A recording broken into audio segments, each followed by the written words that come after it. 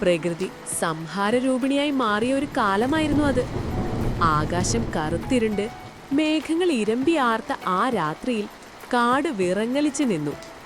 നിർത്താതെ പെയ്ത മഴയിലും കാറ്റിലും വലിയ മരങ്ങൾ പോലും കടപുഴകി വീണു.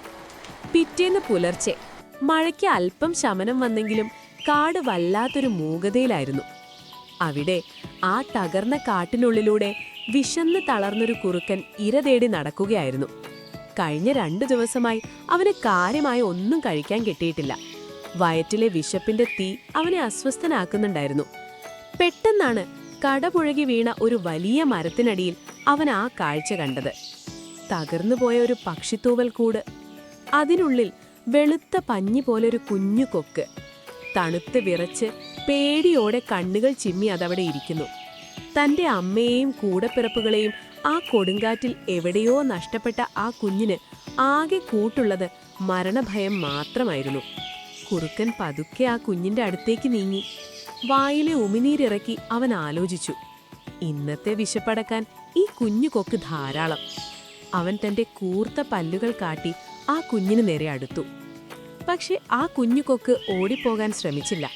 പകരം അത് തന്റെ ചെറിയ തല കുറുക്കന്റെ രോമങ്ങൾക്കിടയിൽ ഒളിപ്പിച്ചു. തണുപ്പിൽ നിന്നും രക്ഷപ്പെടാനെന്നു പോലെ അത് ആ കുറുക്കനെ അള്ളിപ്പിടിച്ചു. ആ നിമിഷം കുറുക്കന്റെ ഉള്ളിലെ വേട്ടക്കാരൻ എവിടെയോ ഒളിഞ്ഞു.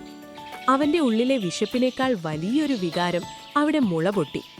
അത് കരുണയായിരുന്നു. പരുക്കനായ ആ കുറുക്കന്റെ മനസ്സ് അലിഞ്ഞു. അവൻ തന്റെ വായ കൊണ്ട് ആ കുഞ്ഞിനെ മെല്ലെ കടിച്ചെടുത്തു. ഇരയാക്കാനല്ല, മറിച്ച് സ്വന്തം കൂടൊരുക്കി അതിനെ സംരക്ഷിക്കാൻ. അവൻ ആ കുഞ്ഞിനെ തന്റെ ഗുഹയിലേക്ക് കൊണ്ടുപോയി. പിന്നീടുള്ള ദിവസങ്ങൾ ആ കുറുക്കന്റെ ജീവിതം മാറി മറിയുകയായിരുന്നു. തനിക്ക് കിട്ടുന്ന ഭക്ഷണത്തിൽ നിന്നും ഒരു പങ്ക് അവൻ തന്റെ വെള്ളക്കുട്ടനെ നൽകി.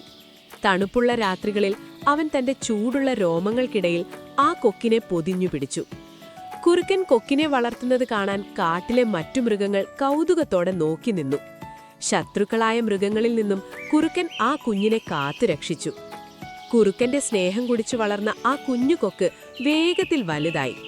അതിന്റെ ചിറകുകൾക്ക് നല്ല കരുത്തും തൂവലുകൾക്ക് പാൽ നിറവും വന്നു. താൻ വളരുന്നത് ഒരു കുറുക്കന്റെ കൂടെയാണെന്ന ചിന്തയൊന്നും അതിനുണ്ടായിരുന്നില്ല.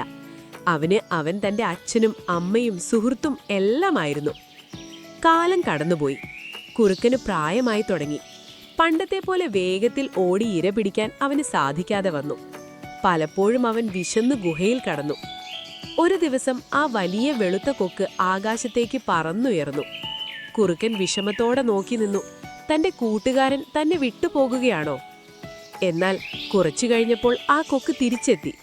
അവന്റെ കൊക്കിൽ തിളങ്ങുന്ന വലിയൊരു മീനും കുറച്ച് നണ്ടുകളും ഉണ്ടായിരുന്നു. അവ തന്റെ പ്രിയപ്പെട്ട കുറുക്കന്റെ മുൻപിൽ വെച്ചുകൊടുത്തു. താൻ കുഞ്ഞായിരുന്നപ്പോൾ കുറുക്കൻ തനിക്ക് നൽകിയ അതേ സ്നേഹം, അതേ കരുതലോടെ അവൻ തിരിച്ചുകൊടുത്തു. പുഴയിൽ നിന്ന് മീനുകളെ പിടിക്കാനും ചതുപ്പിൽ നിന്ന് നണ്ടുകളെ കണ്ടെത്താനും കൊക്ക് മിടുക്കനായിരുന്നു. അന്നുമുതൽ ആ കാട്ടിലെ മനോഹരമായ കാഴ്ചയായി അത് മാറി. വരാന്തയിൽ വിശ്രമിക്കുന്ന കുറുക്കനും അവനുവേണ്ടി ആഹാരം തേടി പറക്കുന്ന വെളുത്ത കൊക്കും. സ്നേഹത്തിന് ഭാഷയില്ലെന്നും അതിന് ജാതിയോ വർഗമോ വെറുപ്പോ അറിയില്ലെന്നും ആ കുറുക്കനും കൊക്കും ലോകത്തിന് കാണിച്ചുകൊടുത്തു. വിശക്കുമ്പോൾ ഇരയാക്കേണ്ടവനെ പോലും സംരക്ഷിക്കാൻ തോന്നുമ്പോഴാണ് ഉള്ളിലെ ദൈവം ഉണരുന്നത്. മഴക്കാലത്തെ ആ ഇരുണ്ട രാത്രിയിൽ തുടങ്ങിയ ആ ബന്ധം കാട്ടിലെ ഏറ്റവും വലിയ സൗഹൃദമായി ഇന്നും നിലനിൽക്കുന്നു. ഇന്നും ആ കാട്ടിലൂടെ പോയാൽ നമുക്ക് കാണാം വാർദ്ധക്യത്തിന്റെ അവശതയിലിരിക്കുന്ന ആ കുറുക്കനെ, വെളുത്ത ചിറകുകൾ കൊണ്ട് വിശറി വീശുന്ന ആ കൊക്കിനെ. അതെ, സ്നേഹം നൽകിയാൽ അത് 10 മടങ്ങായി തിരിച്ചു ലഭിക്കും. സ്നേഹത്തെക്കാൾ വലിയൊരു മരുന്നും ഈ ലോകത്തില്ല.